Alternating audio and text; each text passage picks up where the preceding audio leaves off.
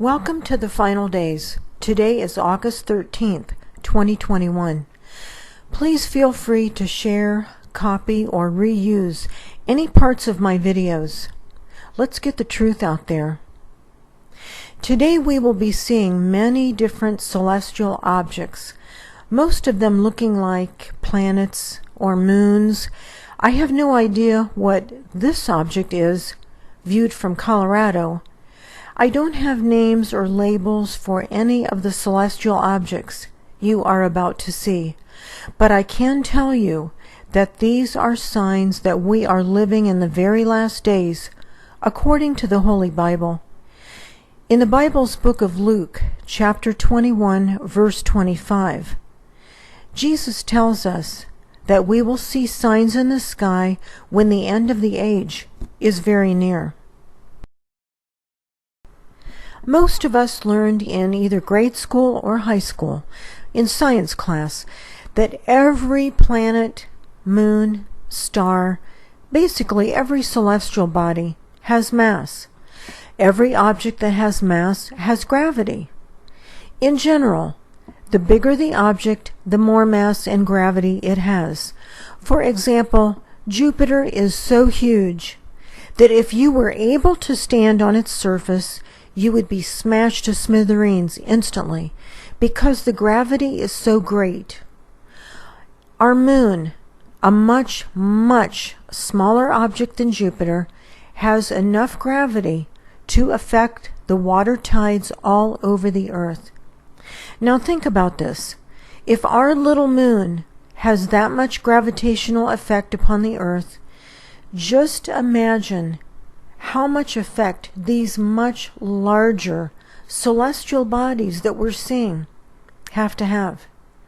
After looking at these FAA weather camera images, no one should even wonder why earthquakes are up between 1,000% and 2,000% from 10 years ago. It doesn't take a rocket scientist to figure that out. When you have something with gravity that is either pushing or pulling on the entire surface of the earth, this is going to cause tectonic plate shifting and a sharp rise in volcanic activity. Gravity of nearby celestial objects can affect the ocean floor as well as the Earth's crust. Gravity of nearby celestial objects can affect the Earth's atmosphere, causing wild and extreme weather. Did you know that according to the Holy Bible, we are commanded to repent for our sins and to ask the Lord's forgiveness for our sins on a regular basis? This is found in many places throughout the Bible. In the book of Luke, Jesus' disciples came to him and they asked him to teach them how to pray.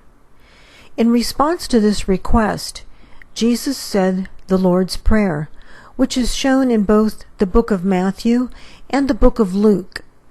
The Lord's Prayer in Matthew is more complete than the prayer in Luke. But here in Luke chapter 11, verse 4, when Jesus teaches his disciples how to pray, he tells them to ask forgiveness for their sins. This verse reads differently in different versions of the Bible. For example, instead of reading, "Forgive us our sins," another version might say, "Forgive us our debts," or it might say, "Forgive us for our trespasses." But they all mean the same thing. Forgive us our sins. I'll get back to the FAA images in just a minute, but I just wanted to briefly mention that in the scriptures we are also commanded to repent. Repent means to ask forgiveness and to stop committing the sins. One instance of this is found in Matthew 11, verse 17, when Jesus commands us to repent, for the kingdom of heaven is at hand.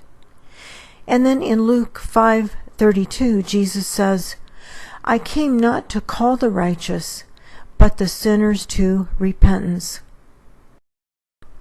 The weather camera in Nikiski, Alaska, shows us an entirely different celestial object with characteristic craters and markings on it, different from any other object I've seen in these cameras. Here, we see the black beam, which is always emitted just prior to an eclipse. We are seeing a complete solar eclipse here.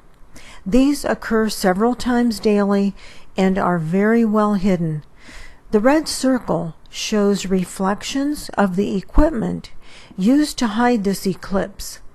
Of course, the light you are seeing cannot possibly be the real sun.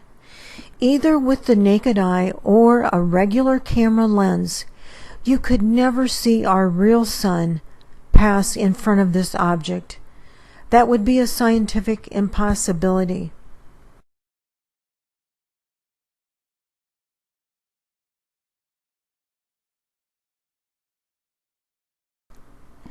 Now, that was the northwest-facing camera in Nikiski, Alaska.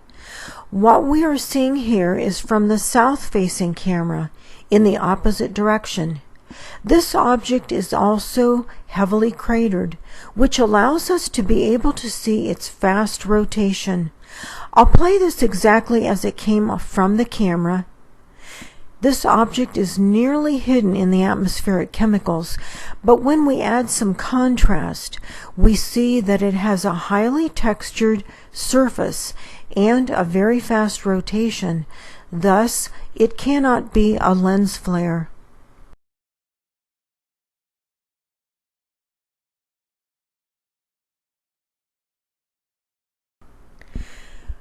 Well, folks, I'm losing my voice. So I'll just let the images play out to the end. And at the end of this video are screens that tell you how to accept Christ into your life and escape the coming judgments that are going to be poured out onto this earth in the form of God's wrath. Simply pause the screens if you need more time to read the text. And thank you for watching.